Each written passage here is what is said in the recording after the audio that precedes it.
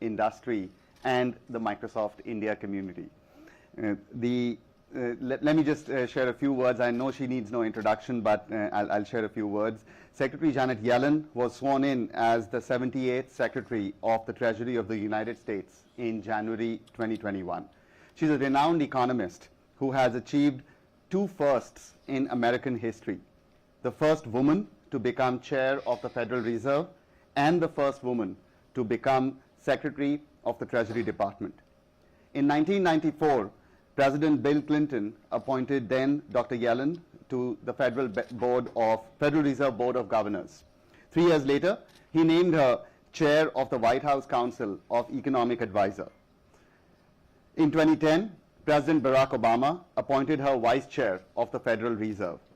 And then on December 1, 2020, then President-elect Biden nominated Dr. Janet Yellen to the post of Treasury Secretary.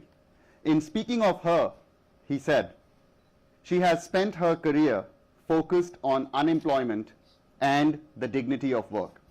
She understands what it means to people and their communities when they have good, decent jobs."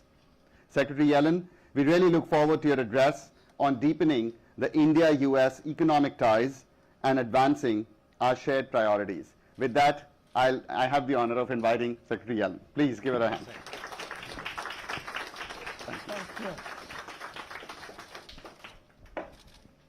Thank you so much, Anand. Good morning, everyone. I want to thank Microsoft for hosting us today.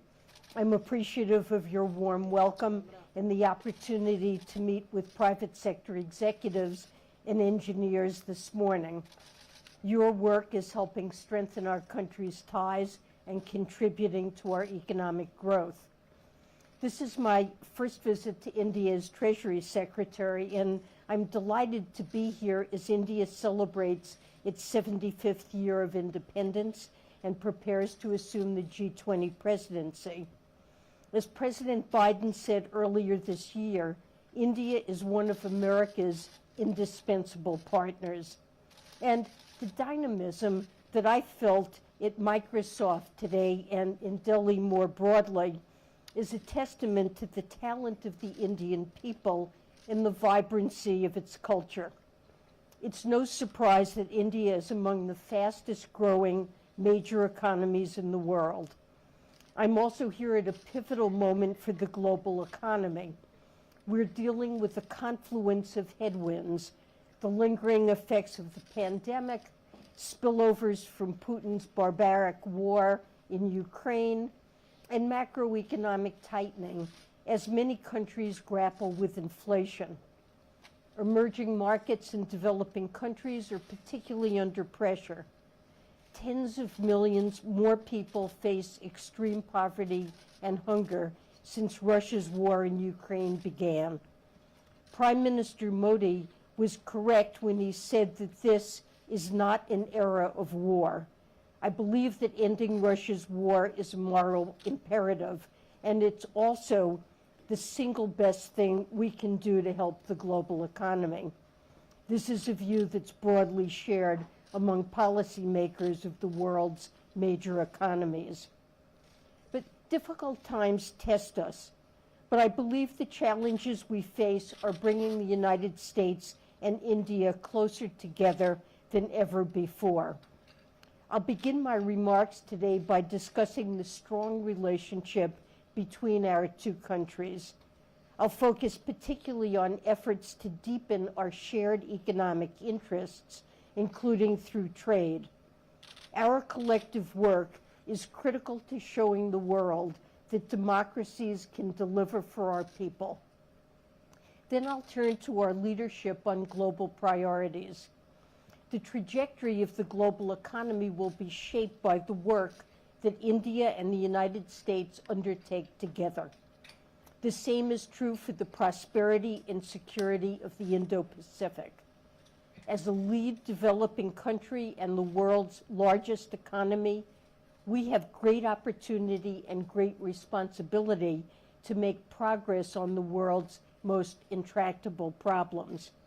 In fact, I think that our continued partnership is an example of how advanced and developing countries can bridge policy differences and move forward on major policy objectives. I'd like to start by reflecting on the strength of our relationship. The U.S. India relationship continues to grow through its 75th year. Our ties are stronger than ever before. The United States is home to the largest Indian diaspora outside of Asia.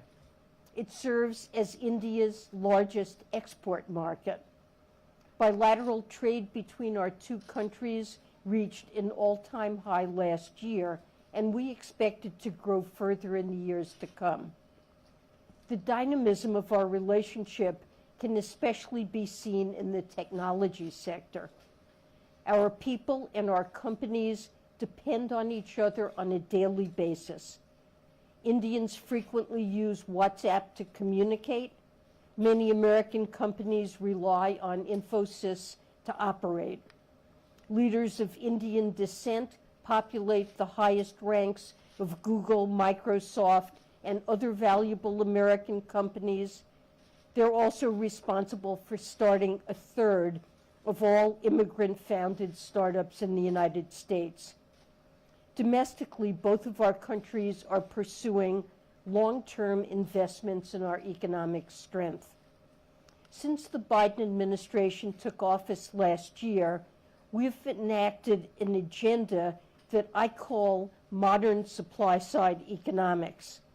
This agenda pursues investments in human capital, physical capital, and science and technology in order to boost the economy's productive capacity and reduce inequality.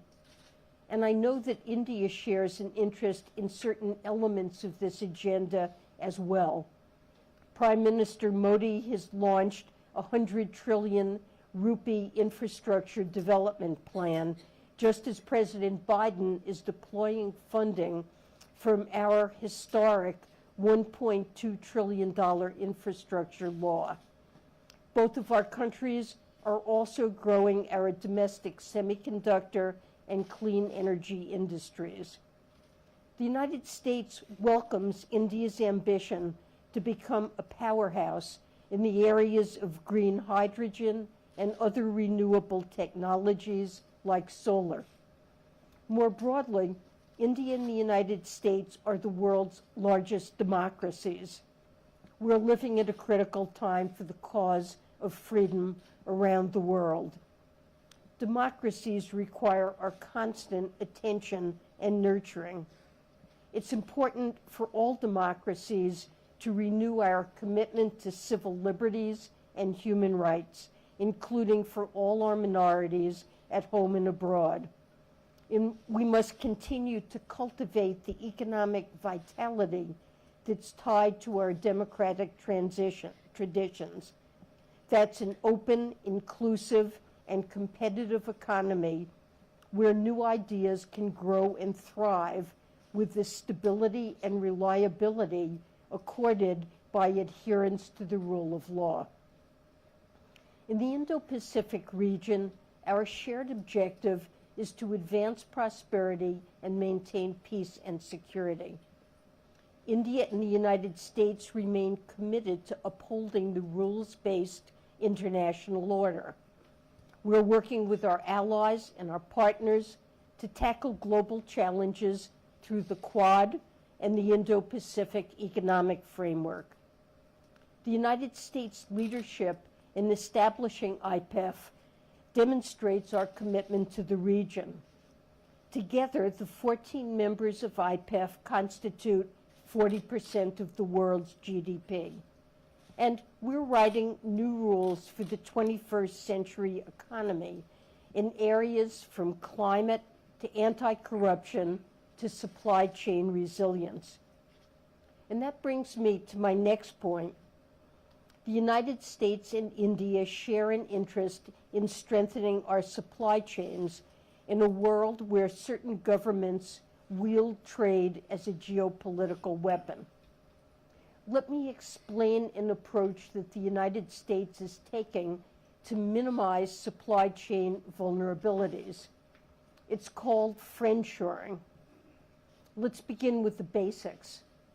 The United States believes in economic integration. Trade can drive growth and bring significant economic benefits to all countries involved. Exports enable countries to expand production and provide good-paying jobs in industries where they have a comparative advantage. Imports provide consumers and businesses with cheaper goods and a broader array of choices. Trade also facilitates the cross-pollination of ideas that's vital to discovery and innovation. We must vigorously promote our global economic integration and continue to reap its benefits. And as we do so, I believe that we must also account for the probability of disruptions to trade. Recent disruptions have contributed to higher prices in both of our countries and have sapped economic output. For too long, countries around the world have been overly dependent on risky countries or a single source for critical inputs. Take Russian energy exports. Russia has long presented itself as a reliable energy partner. But for the better part of this year, Putin has weaponized Russia's natural gas supply against the people of Europe. It's an example of how malicious actors can use their market positions to try to gain geopolitical leverage or disrupt trade for their own gain. The United States is pursuing an approach called friendshoring to diversify away from countries that present geopolitical and security risks to our supply chain. To do so, we're proactively deepening economic integration with trusted trading partners like India. Our strategy will also create redundancies in our supply chain to mitigate over-concentration risks.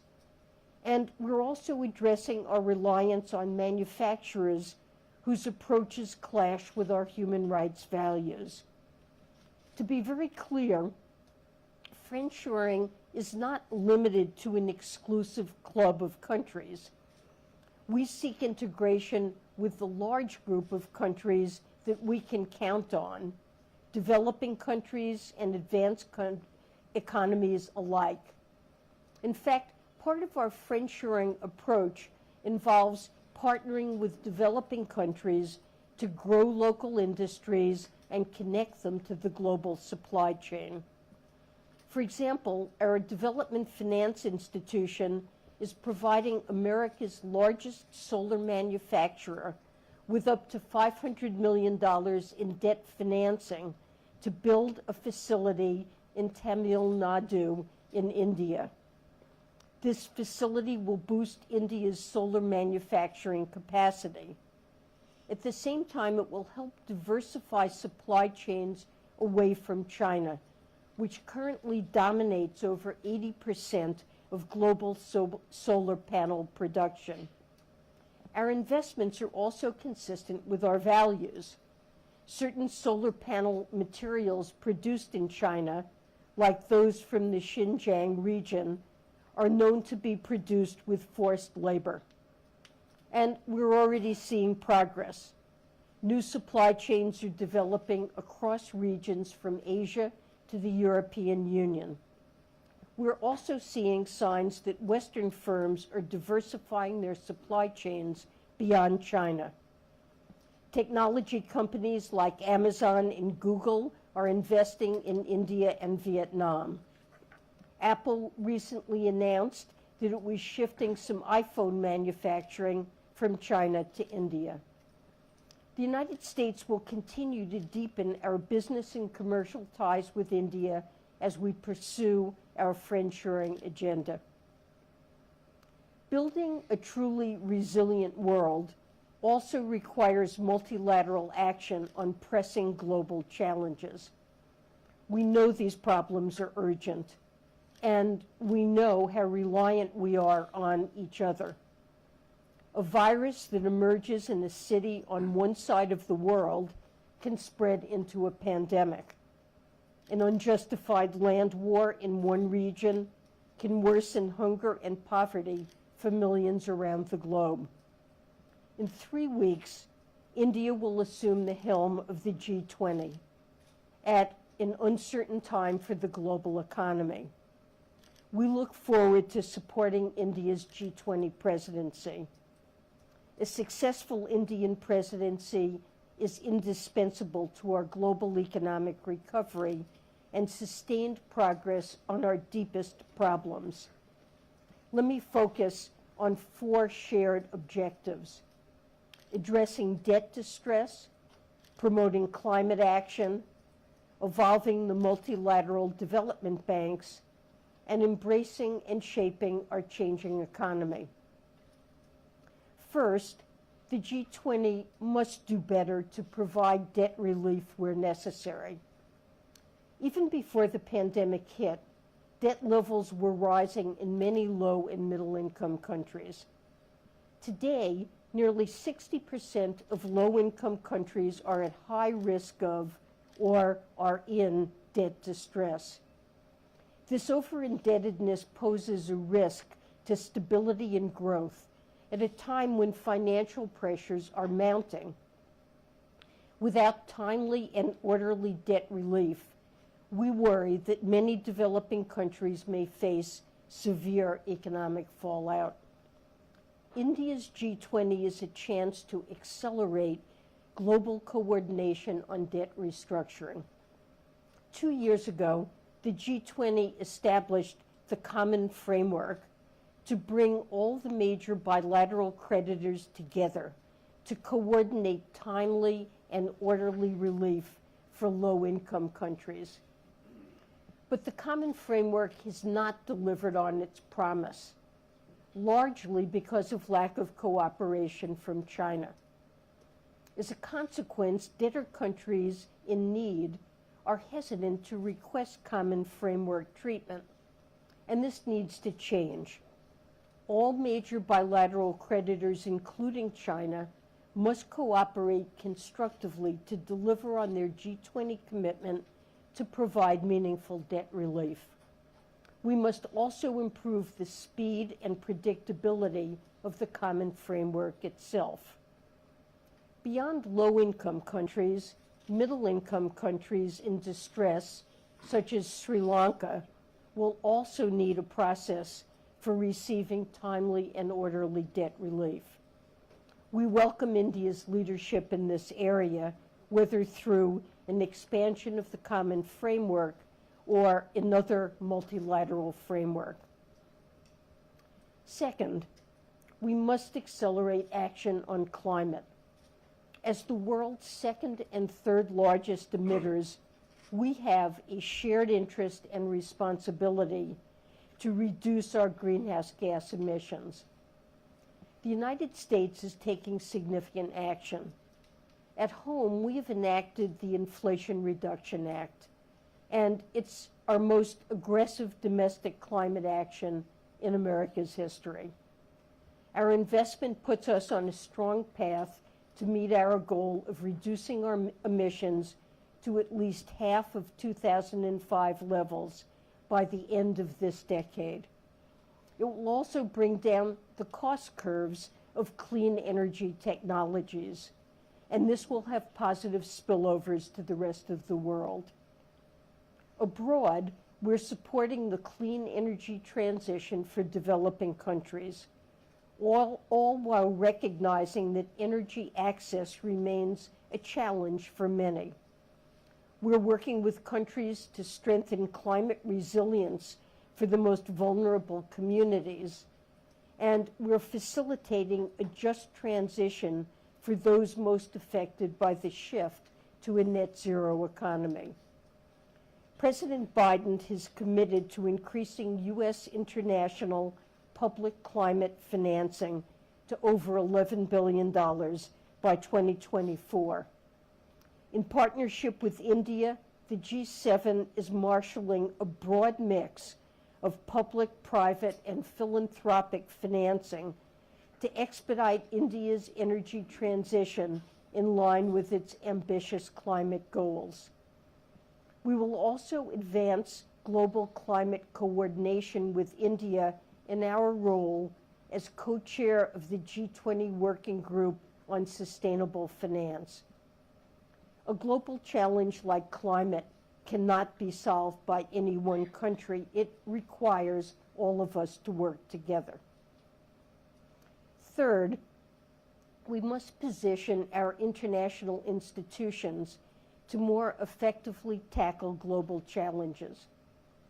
The world faces a growing array of increasingly complex and interlinked challenges that do not respect national boundaries. This includes climate change, pandemics, and fragility and conflict. Yet, our existing multilateral development finance architecture is currently unable to respond to these global challenges with the necessary speed and scale. Last month, ahead of the annual meetings, I called for an evolution of the development banks. I said that these institutions must devise new approaches to global challenges while maintaining their existing focus on poverty reduction and the Sustainable Development Goals. And I'm pleased that the World Bank is committed to developing a work program by the end of the year to strengthen its role and capacity to respond to evolving needs. As key World Bank shareholders, India and the United States are critical to guiding the institution through this evolution. This effort serves as an important part of our overall strategy to mobilize against our global challenges. And lastly, we need to embrace and shape our changing global economy, and this is particularly true in digital space. The digital revolution has changed the face of communication and commerce in our countries over the past 3 decades. Today, the digital economy provides massive opportunity and continues to drive economic growth. And this is particularly true in India, which has over 560 million internet subscribers and 1.2 billion mobile phone subscribers. Rapid digital adoption has enabled India to achieve stunning success on its financial inclusion efforts. Nearly 500 million new bank accounts have been opened in India over the past 8 years. But the digital opportunities available to many Indians and Americans today are not readily available for much of the world. Around 3 billion citizens, more than a third of the world's population, have never used the internet. By extension, they're being entirely left out of the modern economy. Over the next 5 years, the G7 aims to mobilize $600 billion through the Partnership for Global Infrastructure and Investment. It's identified digital infrastructure as a key priority alongside climate, health, and gender. The United States is ready to work with India and other partners to close the global digital gap. As we do so, it's equally important to combat threats to privacy and cybersecurity and attend to emerging problems like illicit finance. It's also clear that economic integration in the 21st century requires a modern international payment system. Cross-border payments should be cheaper than they are today. They should also be faster, more transparent, and easier to access. The G20 has set out a roadmap for enhancing cross-border payments, and we look forward to working with India to deliver on tangible outcomes. This includes reducing frictions to the flow of data. We also look forward to the G20 advancing financial inclusion efforts for the unbanked around the world. So, in sum, We live in difficult and complicated times. We face urgent problems that require concerted and collective action. The work of our two countries has never been more vital. I believe that no significant global issue can be solved without the cooperation of our two countries. And our partnership can shape the lives of millions around the world. The U.S. and India are natural allies, in the words of a former Indian Prime Minister. We may be located across the world from each other, but what unites us is far greater than any of our differences. Our fights for independence were born of the same desire for freedom and dignity. And today, our democracies, while works in progress, are necessary bulwarks at a time of volatility and war. I believe that this moment is an inflection point, not only for the global economy, but for the democratic idea itself. People around the world are looking to us and asking, can democracies meet the economic needs of their citizens? Can they stand up to bullies and cooperate on the most intractable global problems? Or are democracies too messy, too complex, and turn inward when the going gets tough? We have an opportunity to answer the skeptics. Democracy exhibits its greatest promise during turbulent times, when it serves not only as a system of governance, but also as a reason for hope of collective progress. Our actions over the next year and beyond can demonstrate the capacity of our democracies to deliver for our people, and I am confident that we will succeed. Thank you very much.